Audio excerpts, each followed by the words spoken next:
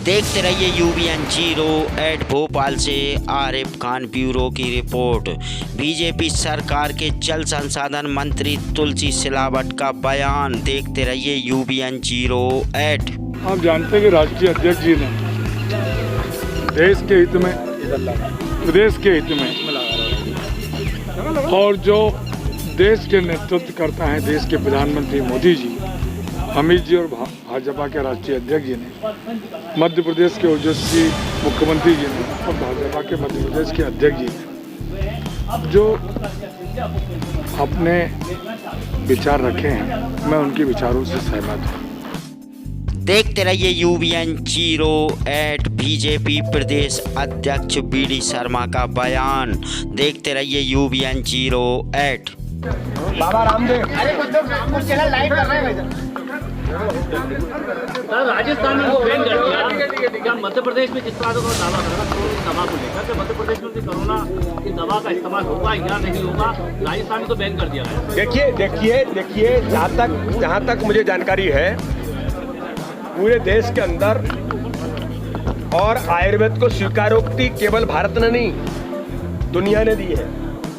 और आयुर्वेद के उन तत्वों पर, आयुर्वेद की उन मेडिसिन पर जो बाबा रामदेव ने जिनका उल्लेख किया है, वो कहीं न कहीं कोरोना महामारी के संकट से, इस बीमारी से निपटने के लिए अपने प्रारंभिक तौर पर उनका लोग उपयोग करते हैं, तो इस बीमारी से बचा जा सकता है, ये दावा उन्होंने किया है।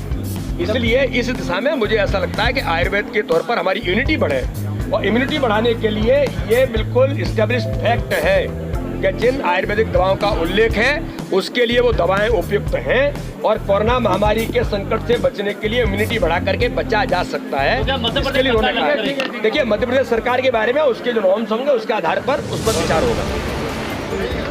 और लोकतंत्र की दुहाई देने वाली कांग्रेस आज इस कटघरे में है कि उनका ये जो चरित्र है, ये चरित्र आज से नहीं, ये हमेशा से कांग्रेस अपनी भूमिका निभाती रही है। और आज भी जिस प्रकार से चीन के अंदर उन्होंने माननीय प्रधानमंत्री के ऊपर जो हमला करने का प्रयास किया था, ये एक दुर्भाग्यजनक था। और माननीय राष्ट्रीय अध्यक्ष जी ने जो कहा है, ये देश के लिए, देश की जनता के लिए,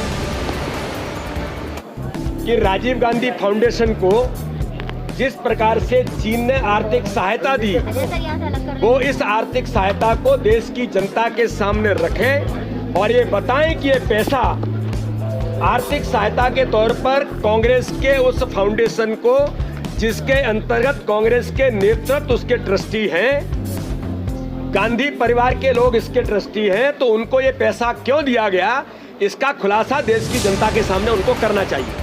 अभी जेपी नड्डा साहब का एक बयान आया था, उन्होंने यूपीएससी के बारे में कहा था कि उन्हें वो जिस वादे और दावे के साथ आए, उनके सारे वादे पूरे किए जाएंगे। तो ऐसा क्या वादा उन्होंने किया था कि सारे वादे पूरे करने की बात की है नड्डा जी? देखिए, सिंधिया जी ने सड़कों पर उतरने की बात कही थी, और क्यों कही थी कि कमलनाथ के नेतृत्व में भ्रष्टाचार, आकंठ मध्य प्रदेश भ्रष्टाचार में डूब गया। रेत, शराब, केवल इसी में सरकार डूब गई थी। और कमलनाथ मंत्रिमंडल के मंत्री, उनके विधायक, उनके नेता ये आरोप लगा रहे थे एक दूसरे पर कि ये पैसा ऊपर तक जा रहा है, यानी कमलनाथ तक जा रहा है। मध्य प्रदेश आकंठ भ्रष्टाचार में डूब गया था, कानून व्यवस्था की दुरावस्था हो गई थी। आपने देखा होगा किस प्रकार से गरीबों के लिए चलने वाली योजनाओं को बंद राजनीतिक विद्वेष के कारण से किया था, जिन योजनाओं के कारण माननीय शिवराज सिंह चौहान ने मध्य प्रदेश को स्वर्णिम मध्य प्रदेश बनाया था। सिंधिया जी ने कहा था ये मध्य प्रदेश के अंदर नहीं चलेगा, हम सड़कों पर उतरेंगे, और कमलनाथ जी ने कहा था कि तुम सड़क पर उतर जाओ। सिंधिया जी सड़क पर उतर गए और सरकार चली गई। तो उनके ये जो वादे हैं कि स्वर्णिम मध्य प्रदेश पुनः बनेगा, माननीय शिवराज सिंह चौहान ने उन सारी बातों को जो पिछले 15 वर्षों में भारतीय जनता पार्टी की सरकार ने की थी, उन सारी योजनाओं को पुनः रिलॉन्च करके मध्य प्रदेश की गरीब जनता के लिए, किसानों के लिए, नौजवानों के लिए काम प्रारंभ कर दिया है। और आज हम मध्य प्रदेश के अंदर 2 महीने में ही हम उस स्थान पर पहुंचे कि जनता को ये लगने लगा है कि हमारी अपनी सरकार मध्य प्रदेश के अंदर आ गई है। मंत्रिमंडल का विस्तार कब तक होगा? मंत्रिमंडल का विस्तार जल्दी होगा। 2 महीने से चर्चा सुनती आ रही है। आरोप लगाया जा रहा है सिंधिया जी पे कि कोरोना वायरस को कहीं भी सर्विस दिखाई नहीं दिए। देखिए, कांग्रेस के जो लोग हैं ये कितना झूठ बोलते हैं, कितना छल करते हैं, कितना फरेब करते हैं कि 21 जून को योग दिवस था। कमलनाथ जी के ट्विटर हैंडल पर वो डालते हैं कि कमलनाथ जी योग कर रहे हैं और 1 साल पहले का वो चित्र डाल देते हैं। दुर्भाग्यजनक है, ये लीडरशिप है क्या? ये झूठ बोलने वाले लोग हैं। कमलनाथ जैसे नेतृत्व को इस प्रदेश की जनता कभी स्वीकार नहीं करेगी।